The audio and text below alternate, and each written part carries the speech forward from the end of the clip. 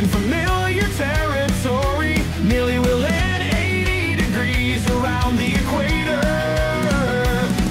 and instantly infect a pair of common folk, siblings with its fever, to eventually form Brown Man Revival.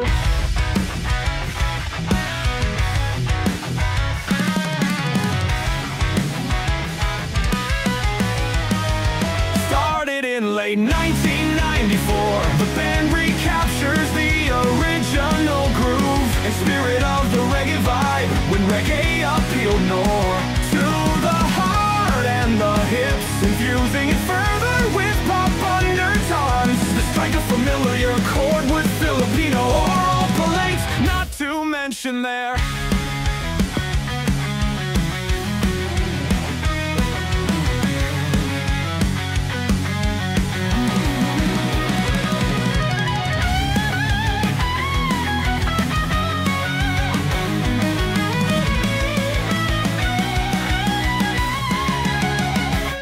Started in late 1994, the band recaptures the original groove, the spirit of the reggae vibe, when reggae appealed more to the heart and the hips, infusing it further with pop undertones. To strike a familiar chord with Filipino oral palates, not to mention.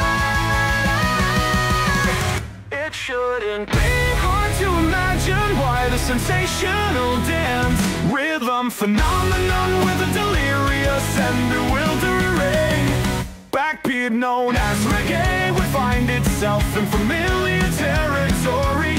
Nearly 180 degrees around the equator, and instantly infect a pair of common folk, siblings with its fever, to eventually form Brown Man Revival.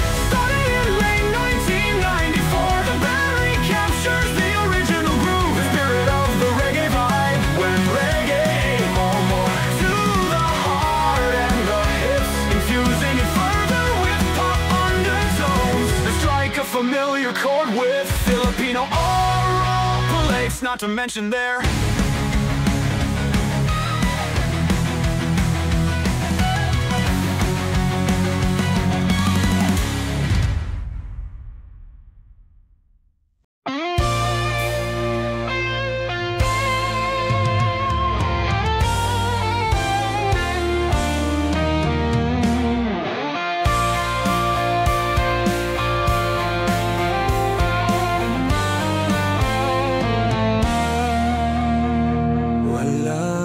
dating pagtingin.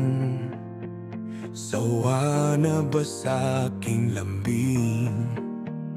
Wala ka namang dahilan, bakit bigla na lang nang iwan? Di na alam ang gagawin upang ika'y magbalik sa'kin. Ginawa ko naman ang lahat, bakit bigla na lang naghanap?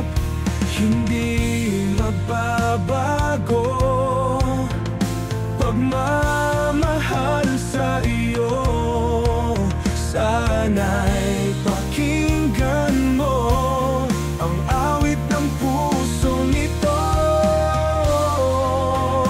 Tulad ng mundong hindi tumitigil sa pag-ikot, pag-ibig di mapapagod. Tulad ng ilog na hindi tumitigil sa pag-agos, pag-ibig di matatapos.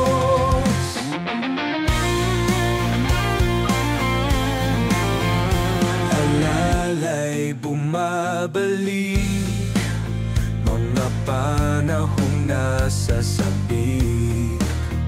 Sudulang mukha mo ay laging nasa panaginip.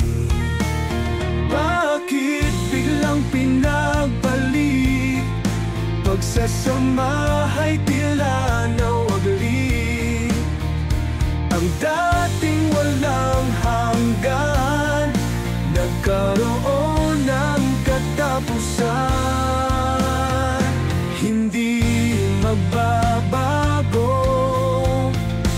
pagmamahal